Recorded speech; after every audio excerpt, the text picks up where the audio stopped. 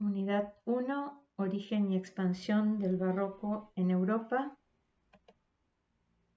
Arquitectura al servicio de las monarquías absolutistas.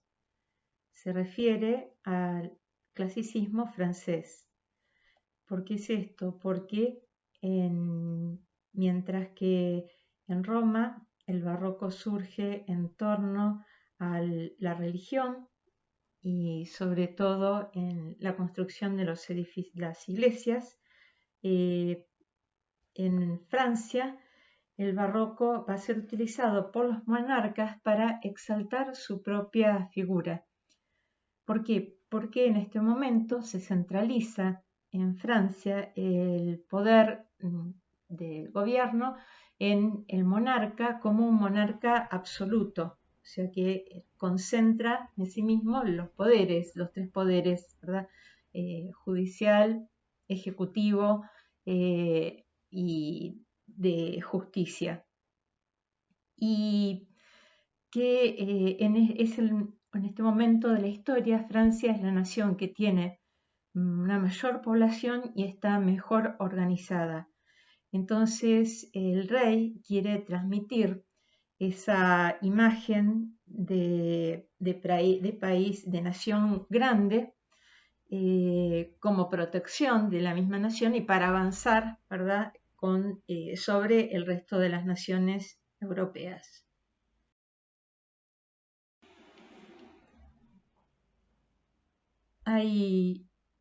Si decíamos que en otro momento, que fue en el siglo XII, cuando se puede decir que surge una tipología propia de iglesia, sobre todo en Centro Europa, que es la iglesia de dos torres y de planta de cruz latina.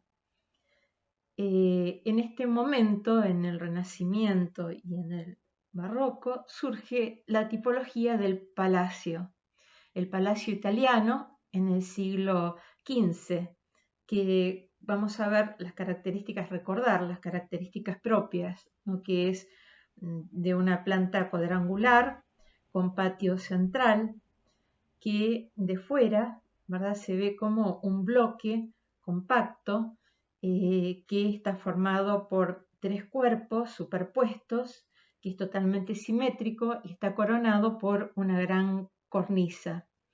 Tiene una gran cantidad de aberturas iguales que se repiten. Y desde fuera parece que tuviera techo plano, en realidad tiene un techo de muy poca inclinación que sirve para el escurrimiento del agua, porque se utiliza generalmente en zonas donde no nieva y responde a un modo de vida que se realiza en gran parte en el patio afuera porque el clima lo permite.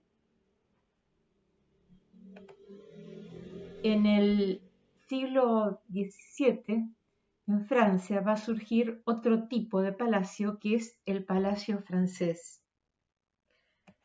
Este palacio entonces tiene una forma más orgánica, es una especie, ¿verdad?, de planta alargada que se proyecta hacia adelante. Entonces, esta planta, así con estas dos alas, a partir de un corps de logis, que sería ese cuerpo principal, que se proyecta con dos alas hacia adelante, que se pueden llamar también pabellones, va a ser el típico palacio francés. Y es un palacio, entonces, donde se une la tradición gótica francesa con elementos provenientes del clasicismo italiano.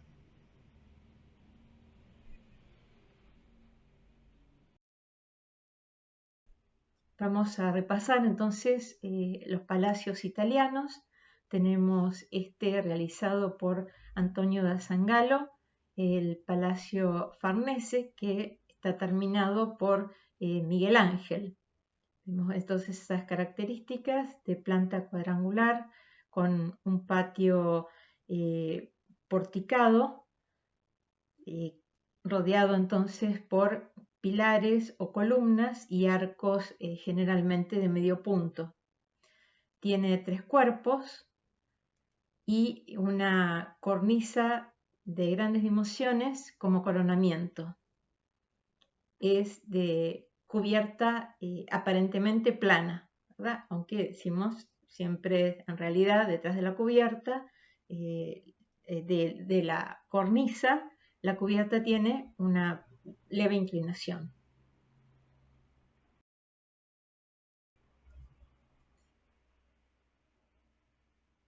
Vamos a ver ahora entonces cómo se da en Francia en la época de qué reyes el barroco, el renacimiento y el barroco. Entonces, el renacimiento y primer barroco tiene lugar en la época de Francisco I, que reina en Francia entre 1515 y 1547. Francisco I realiza una primera invasión a Italia y se queda sorprendidísimo, cautivado por el lujo que descubre en el interior de los palacios italianos y decide entonces llevar ese arte a Francia. Lo que va a hacer es llevar consigo algunos artistas cuando regresa a Francia, como Leonardo da Vinci, que finalmente va a morir en un palacio de Francisco I. Más adelante, en 1540, invitado por el rey, va también a Francia Sebastiano Serlio, que es autor de uno de los tratados, de los primeros tratados del Renacimiento en Italia. Y Sebastiano Serlio entonces va a llevar muchos elementos de esa arquitectura italiana al palacio francés.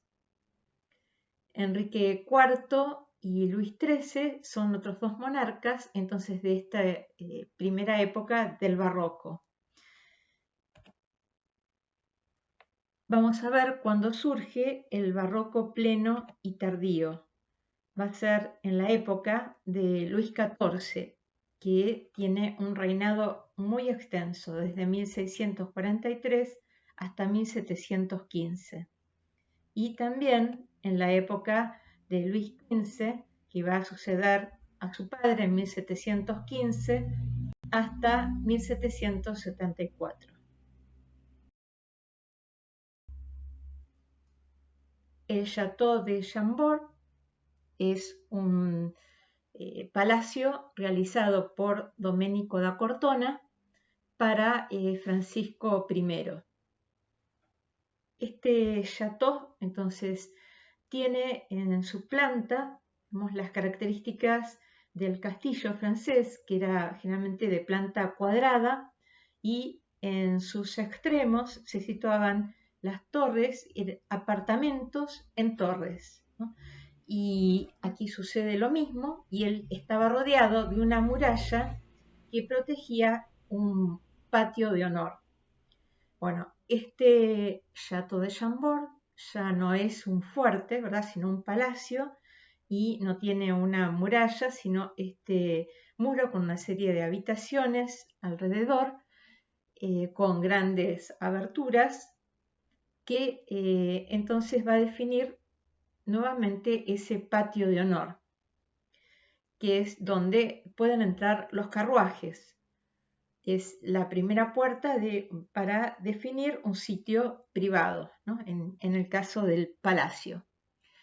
Y vemos que los primeros elementos, entonces, clasicistas en esta construcción, de carácter gótico. ¿Por qué carácter gótico? Por los tejados de gran pendiente, la introducción de chimeneas y las grandes aberturas vidriadas, que las 3 cosas responden al clima de Francia, ¿no? Los tejados de gran inclinación a la nieve abundante, las chimeneas y las aberturas vidriadas al frío. ¿Por qué? Porque la gente vivía mucho tiempo dentro por el clima inhóspito fuera, ¿no? Entonces se sirven de esas grandes aberturas para introducir el sol en el interior y para poder contemplar el exterior desde el palacio. Esos serían los elementos de la tradición gótica. ¿Y cuáles serían los elementos de la tradición clásica? Entonces, en primer lugar, la simetría, que no estaba en esa tradición gótica del palacio francés.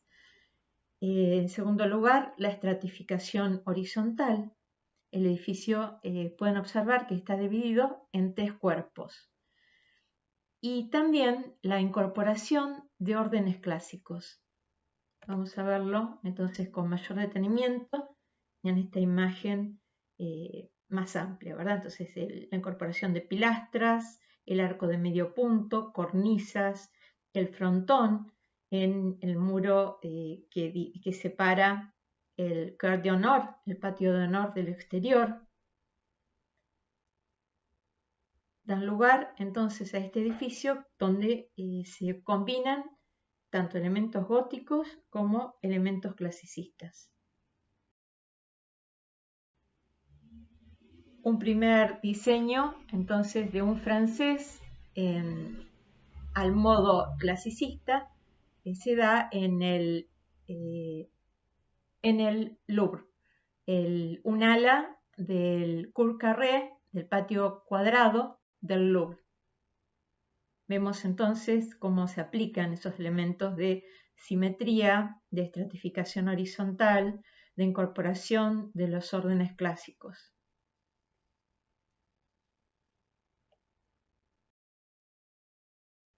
Otro palacio entonces de esta arquitectura renacentista y barroco temprano, el Palacio de Luxemburgo, tiene un tratamiento de piel semejante al Palacio Pitti de Florencia, con ese almohadillado de gran relieve. En esta época, ¿verdad? El rey Luis XIII va a ordenar la construcción de una plaza que se va a conocer como Plaza Real o Place de Vosges. Se realiza entre 1605 y 1612. Era el sitio que ocupaba un antiguo palacio real del siglo XIV, que estaba en muy mal estado, se tira abajo, se pensaba construir una fábrica de tejidos y viviendas para obreros, pero finalmente se convierte este espacio en una plaza para la aristocracia. Va a ser una plaza donde se desarrollan en un primer momento fiestas y juegos de competencia, ¿no? De los aristócratas, de los nobles. Y después, más adelante, se va a colocar en el centro de la plaza la escultura de Luis XIII. Bien, entonces interesa ver el borde de esta plaza, cómo está definido. Entonces es de una forma regular la planta y está rodeada de una arquería de piedra. Sobre la arquería, viviendas destinadas a los nobles, que van a estar, se van a independizar una de otra en función del movimiento de la cubierta, que va a separar en pabellones. Entonces, justamente por esa división de la cubierta, cada una de estas viviendas tienen esas características, entonces, típicas de el tejado de gran pendiente, las chimeneas, el tejado realizado en pizarra, las grandes aberturas vidriadas y en este momento se construyen esta arquitectura con ladrillo y piedra. En esta época solo los edificios especialmente importantes se construían en piedra y el resto de la ciudad estaba construida en madera, pero debido al gran aumento de población que hay en este momento en Francia por finalizar la guerra con Inglaterra. Se dispone de gran cantidad de mano de obra y en muy poco tiempo toda la ciudad cambia, ¿verdad? De estar construida en madera, pasa a construirse en ladrillo. Este tipo de arquitectura, entonces, que vemos acá, recuerda el entramado de la madera en la fachada, en base a esas platabandas verticales y fajas horizontales realizadas en piedra y, la parte, ¿verdad? También las hileras de ladrillo. Entonces, produce una arquitectura de 3 colores, el gris de la piedra, el rojo del ladrillo y el gris más oscuro de la pizarra. Solamente se distinguen, ¿verdad?, de esta fachada muy uniforme por repetición, el pabellón del rey y de la reina, que son estos que están más elevados, y por donde se produce el ingreso peatonal debajo de estos pabellones a la plaza.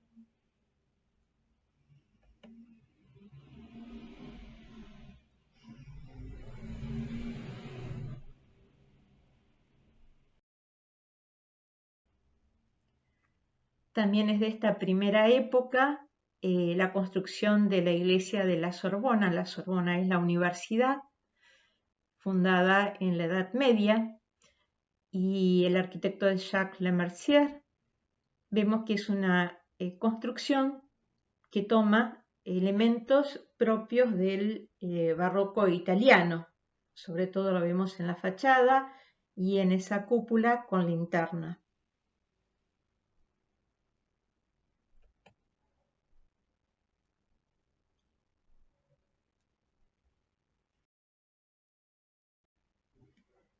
Pasamos ahora al barroco pleno o clasicismo francés. Los principales arquitectos de esta época van a ser François Mansart, nacido en 1598 y muerto en 1667, Louis Le Beau, de 1598 también hasta 1670, Claude Perrault, de una generación siguiente, y Jules Jardin Mansart, pariente del Mansart anterior, que es más tardío, ¿verdad? 1646 a 1708. Y un hito muy importante del 1671 va a ser la fundación de la Academia Francesa que ordena Luis XIV.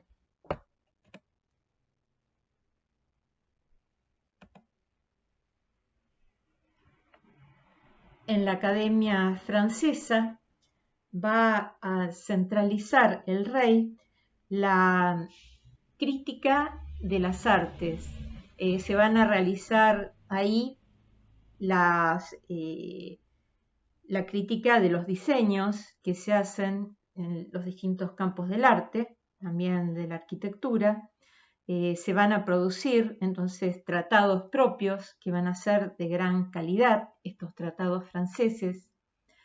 Se va entonces a llevar adelante una enseñanza también desde allí de la arquitectura que va a dar esa unidad a toda la producción del arte francés de la época.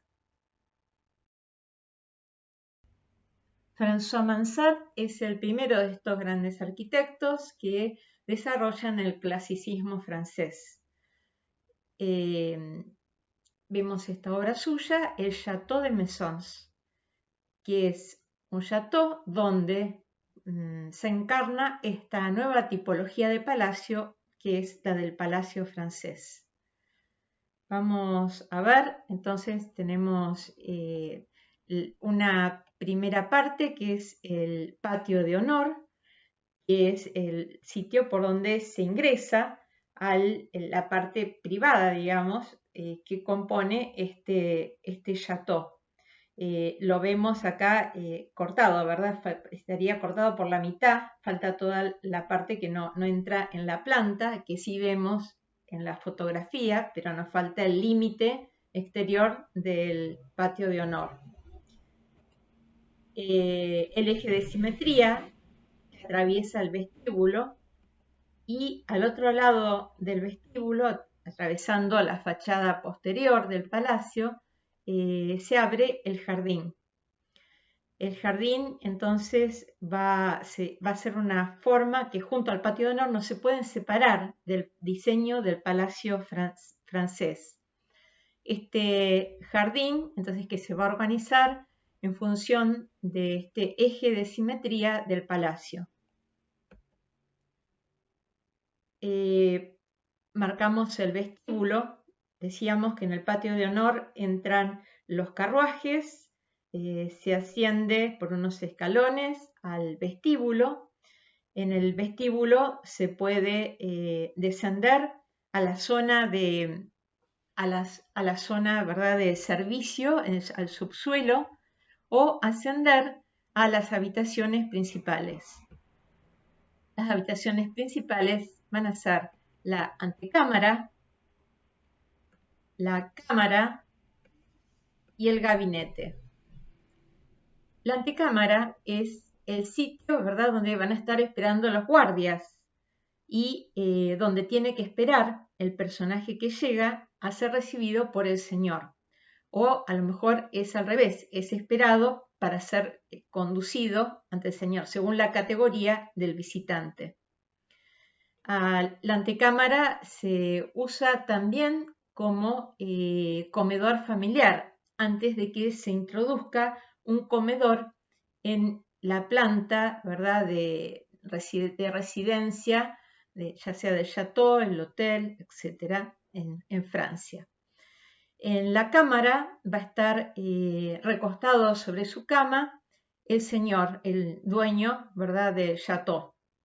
El señor del château o el señor del apartamento que constituyen estos elementos, ¿verdad? Antecámara, cámara y gabinete. Gabinete va a ser una segunda habitación que va a servir también de dormitorio al señor y donde éste va a tener guardados los objetos preferidos, ¿verdad?, los objetos más valiosos, y donde va a hacer pasar también a los personajes más apreciados por él.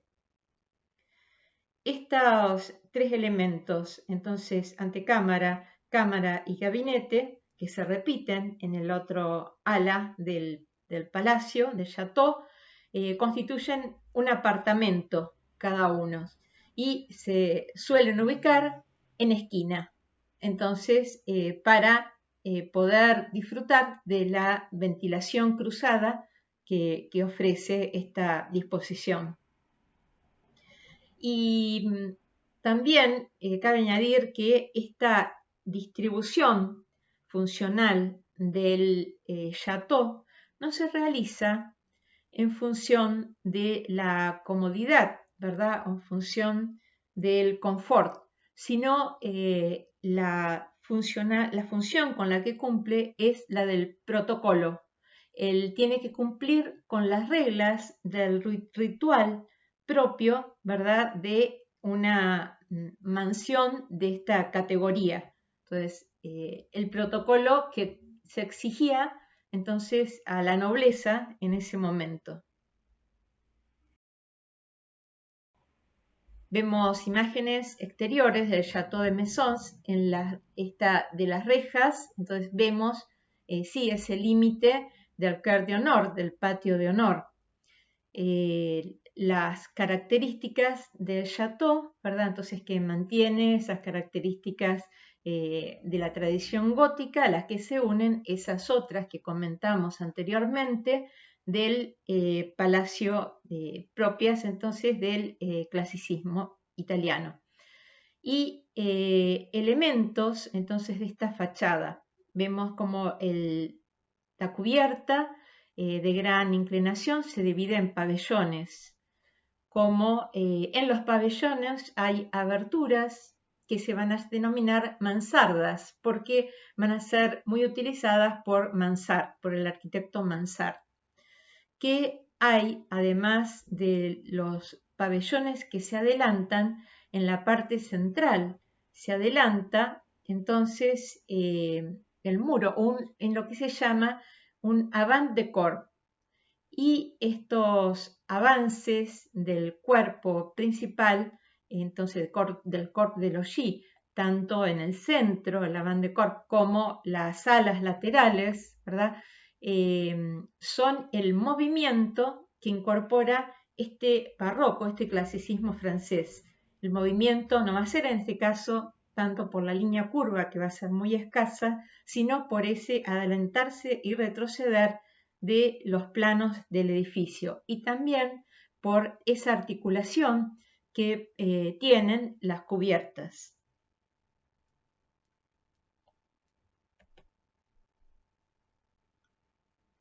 Vemos la fachada del Château de Mesons que da hacia los jardines y cómo entonces se avanza hacia los jardines a través de ese eje de simetría, unos jardines que se definen como terrazas en distintos planos. Vemos lo transparentes que resultan estos chateaux, ¿verdad? En base a esas grandes aberturas vidriadas.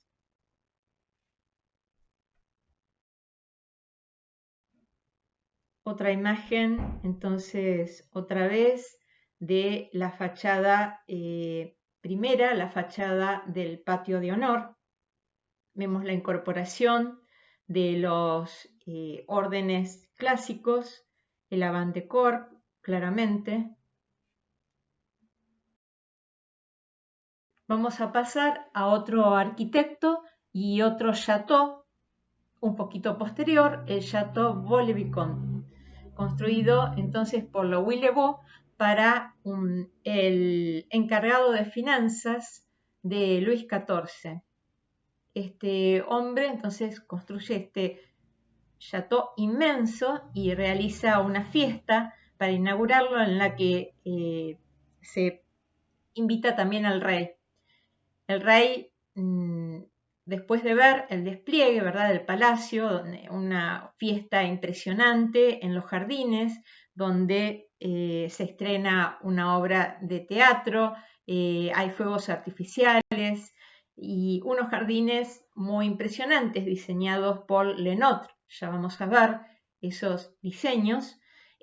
Bueno, al día siguiente ordena la detención del ministro de Finanzas, que va a la cárcel y traslada para trabajar en su palacio de Versalles a las personas que diseñaron el palacio y los jardines de Vaux-le-Vicomte.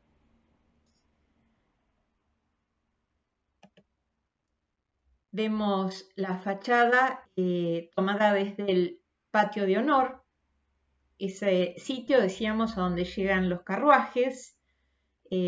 Unas escalinatas llevan al vestíbulo. Vemos que esta fachada es más articulada que la anterior, que la de Château de Mesons.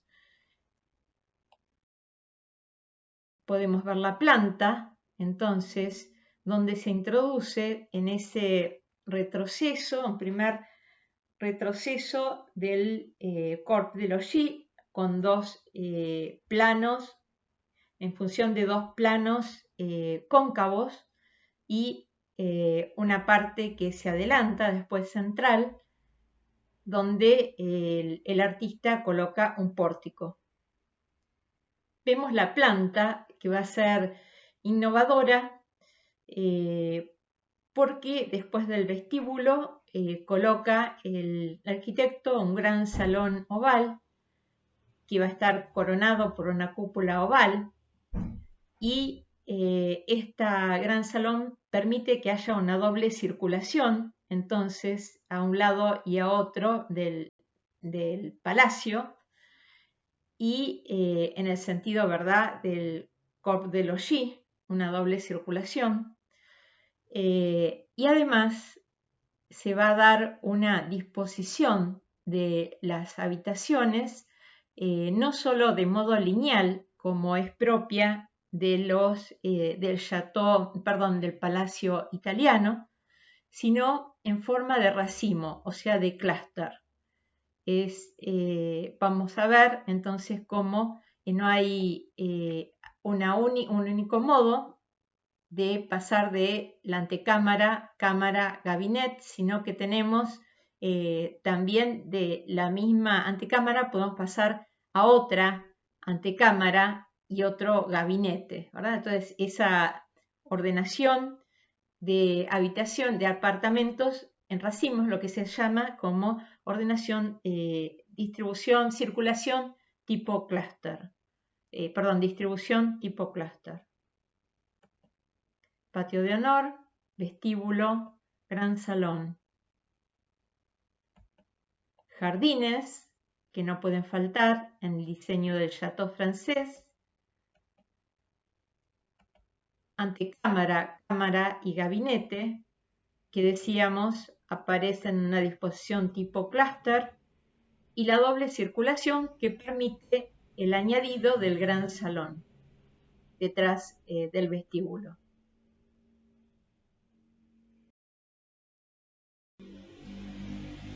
El diseño de los jardines estuvo a cargo en Vaux-le-Vicomte de André Lenotre. Lenotre, que era hijo del jardinero de las Tullerías, diseña otros jardines para el rey y es contratado entonces por su ministro de Finanzas para diseñar estos jardines impresionantes de este palacio. Entonces aquí podemos decir que comienza el modo típico del jardín francés, un jardín que se inspira en el jardín italiano, utilizado ya, por ejemplo, por Palladio, que se organiza en función de la geometría, de un modo simétrico, pero en una escala muchísimo mayor. Lo que va a caracterizar sobre todo a los jardines franceses es el dominio total de la geometría sobre la naturaleza. El jardín avanza sobre la topología natural, convirtiéndola absolutamente, o sea, arrasando las colinas, llenando las depresiones. Se construye una serie de terrazas planas sucesivas en las que se dividen esas terrazas en parterres, o sea, en distintas partes con plantación, ¿verdad?, de flores y arbustos, y se colocan estratégicamente espejos de agua, de fuentes, y distintos elementos como escalinatas, balaustradas y esculturas, ¿no?, que acompañan toda esa naturaleza domesticada de este jardín, que concluye con una perspectiva hacia el infinito. Es un elemento muy propio del barroco, esa visión hacia el infinito que veíamos, por ejemplo, en las iglesias italianas, en las cubiertas, en el interior, ¿verdad? Cómo se promueve entonces esa apariencia de infinito, esa perspectiva que se acrecienta, bueno, en este caso, entonces esa mirada que se pierde en un punto de vista situado en el infinito. Vemos entonces otra vez la fachada de Château Vaux-le-Vicomte del patio de honor, con ese uso de los órdenes clásicos, la repetición simétrica entre una y otra ala del palacio, y cómo se organizan entonces distintos ejes verticales en los que se sitúan las aberturas. Pasamos ahora al diseño de la fachada este del Louvre. El Cœur Carré, el patio cuadrado del Louvre, del que se habían diseñado ya algunas de las salas, no quedaba todavía sin diseñar el ala este del Louvre, que es la que se va a encomendar a Claude Perrault. En un primer momento se había pedido un diseño a Bernini, que incluso se invita después a París, a Bernini, donde realiza otro diseño y después un tercero, y ninguno termina de conformar a Luis XIV. Regresa Bernini a Roma y comienza entonces la construcción de Versalles, y cuando se retoma la construcción de la fachada este del Louvre va a ser encomendado a Claude Perrault, que va a realizar este diseño, ¿verdad?, tan distinto del de Bernini, tan recto, en base a esta columnata. Una columnata recta, simétrica, de columnas dobles, y que realiza en base a un módulo, a proporciones, el artista.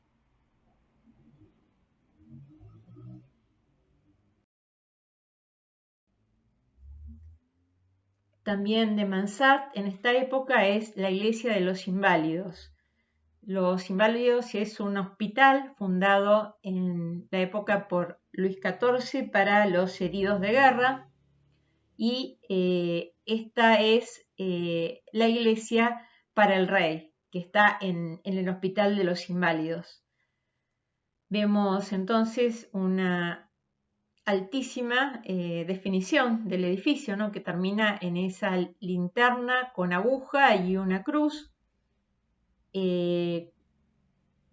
Todo esto sostenido entonces por un doble tambor con una cúpula semiesférica, peraltada también.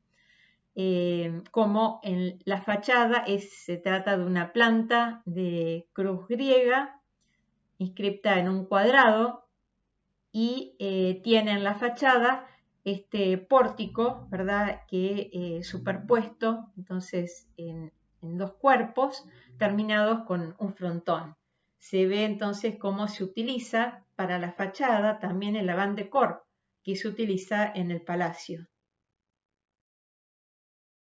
Podemos ver el interior de la iglesia con la gran cúpula, que tiene tres, como vimos en otra oportunidad, entonces tres cáscaras, y en el centro, es algo que se realizó posteriormente, esta cripta, ¿verdad?, circular, donde se encuentra actualmente la tumba de Napoleón.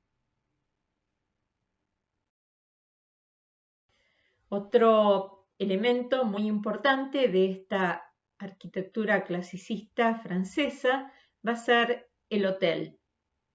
El hotel se va a llamar en Francia a la residencia aristocrática, que era donde comienzan a construirse los hotels en París a principios del siglo XVI, y adquieren su forma más pulida, digamos, en el siglo XVII, como este Hotel de la Brillière. ¿Cómo es la forma del hotel? Decimos una residencia aristocrática, probablemente ocupada por nobles. Más adelante también va a ser por burgueses ricos. Eran grandes residencias donde podían habitar hasta 100 personas entre los dueños, digamos, de la propiedad y los sirvientes, que en ese momento eran muchos, ¿no?, los que atendían una de estas mansiones. Entonces, bueno, ¿cómo está organizada? Vemos en primer lugar que los terrenos de París eran muy irregulares. Sin embargo, todo el recorrido, los recorridos principales en este hotel van a ser siempre, van a ofrecer vistas simétricas. Lo vemos en el patio de honor, el primer sitio, ¿verdad? Entonces que atravesando ese muro con esa gran portada se accede a ese patio de honor. En las salas laterales probablemente había dependencias de servicio. Era el sitio también, decíamos, donde se podía dejar el carruaje. De allí accedemos a un vestíbulo y a las distintas del vestíbulo, desde el vestíbulo a las distintas habitaciones de la casa. Las principales habitaciones van a dar sobre los jardines. Los jardines se van a organizar de modo simétrico, sin embargo, no sobre el mismo eje que el Cœur d'Honneur, porque no va a ser posible por las dimensiones, por la forma, ¿verdad?, irregular del terreno. Entonces va a estar desplazado, en este caso, el eje que organiza el jardín hacia la izquierda. Otras veces ese eje aparece de modo perpendicular al eje primero, ¿verdad? Porque todo es en función de un diseño que quiere sacar el mayor partido del terreno, pero debe organizar por la exigencia, las expectativas estéticas de la época, ese recorrido siempre con vistas simétricas.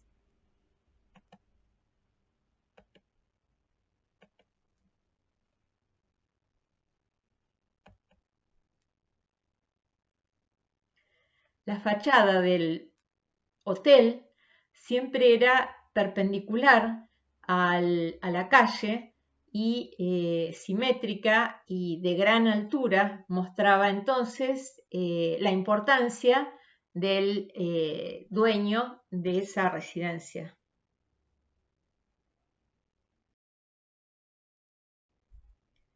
Vamos a pasar a la historia del Palacio de Versalles. El primer arquitecto que en el siglo XVII se ocupa de este palacio es Louis Le Beau. Se construye el palacio, entonces, decide Luis XVI construir un palacio en el antiguo pabellón de caza de su padre, situado en Versalles. Para eso entonces, Louis Le Beau realiza un diseño en U que rodea la mayor parte del pabellón antiguo que deja en pie. Ese diseño en U va a contener principalmente los apartamentos del rey y de la reina. Vamos a ver entonces cómo se ubica. Tenemos la llegada a través de un tridente de calles al patio de honor, la ubicación de esta primera etapa de construcción del Versalles y ya se puede ver en este plano las salas posteriores. El palacio, cuando esté totalmente construido, de una punta a la otra, las salas van a medir 680 metros de largo. Por lo tanto, es muy importante que el arquitecto sepa articular estas masas, ¿verdad?, para darle de un modo armónico y que se pueda comprender la forma a la distancia.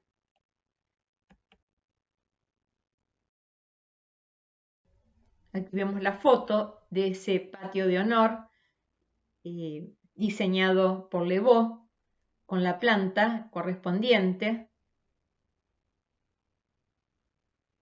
Esa arquitectura tricolor que va a ser decíamos, como en la Place de Vosges, típica de Francia.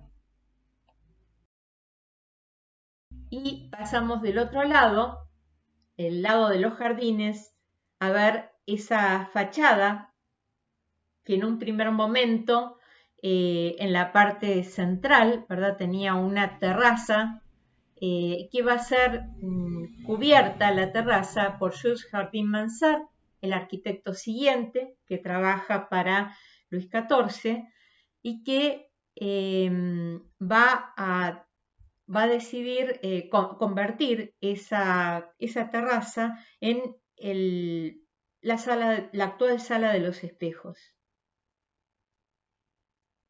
Como para este palacio se busca dar una apariencia más italianizante, más moderna, descartando las pendientes, los tejados de grandes pendientes y las chimeneas. Y ahora los jardines diseñados por André Lenot. ¿Ves? Estos jardines compuestos en base a terrazas que van descendiendo hasta llegar a los bosques, ¿verdad? Ese punto final de la perspectiva que se pierde en el infinito, donde estas terrazas pues, se van articulando en parterres, con grandes calles, con avenidas de árboles, con esculturas, con espejos de agua, fuentes, y todo muchas veces entonces salen caminos, del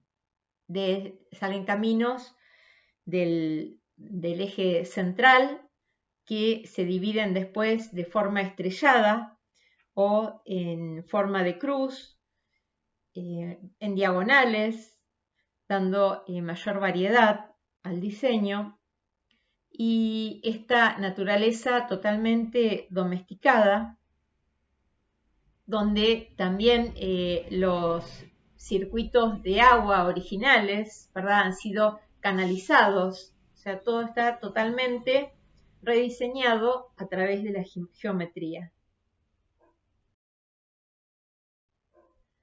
Y el último de los diseños ordenados por Luis XIV en Versalles va a ser la capilla.